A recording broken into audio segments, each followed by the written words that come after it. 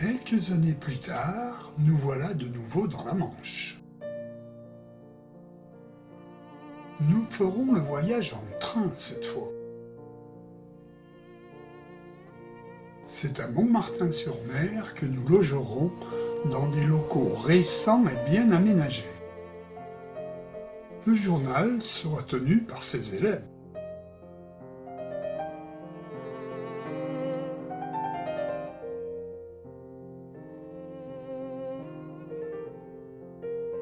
Concours de ramassage de coquillages et trouver leur nom.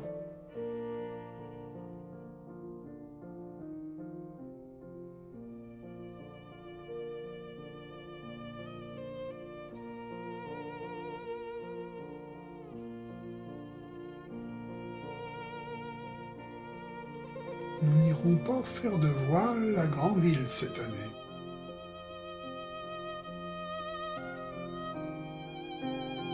Excursion sur la côte ouest du Cotentin, avec un premier arrêt à Barneville-Carteret, point de départ pour les îles anglo-normandes.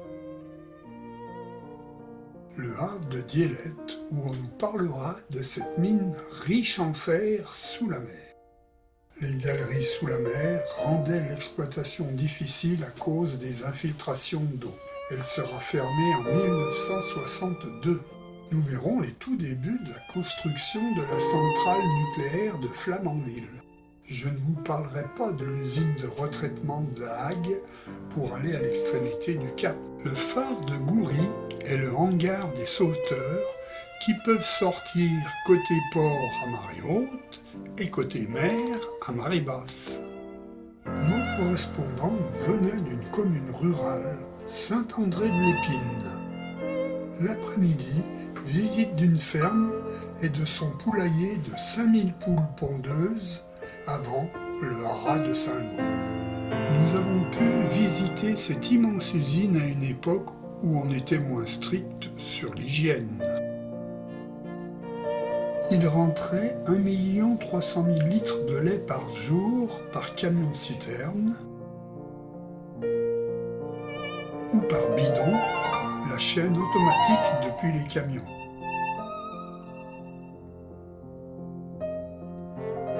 Des emballages prêts à l'emploi.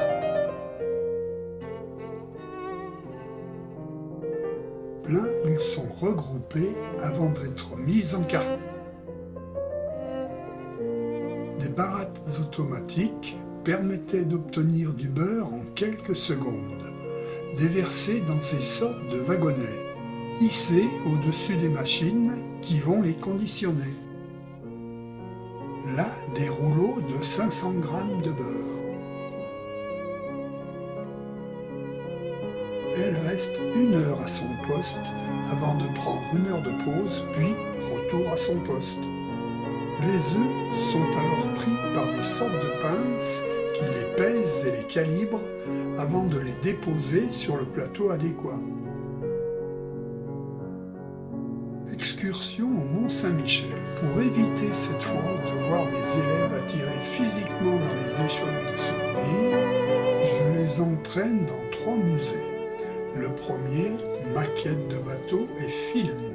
Le deuxième, le musée Grévin et son périscope qui nous montre tout le monde sur une table, et le troisième nous fait défiler les différentes étapes de la construction. L'après-midi, nous ferons le tour de la cité Malouine sur les remparts. Pour occuper une journée pluvieuse, j'ai proposé aux élèves de suivre la Transat. Par la suite, toutes les courses transocéaniques autour du monde seront suivies en place. Nous n'aurons qu'une journée pour nous initier au char à voile, et tout le monde a regretté d'en rester là. Dans un char pour enfants, le moniteur estimait ma vitesse à près de 60 km par heure. À marée montante, on lance le fil dans les vagues qui viennent mourir sur la plage, là où les barres viennent chercher leur proie. On attend que ça morde en reculant chaque fois que la marée progresse. Nous n'aurons que 3 petits bars à nous partager à 25.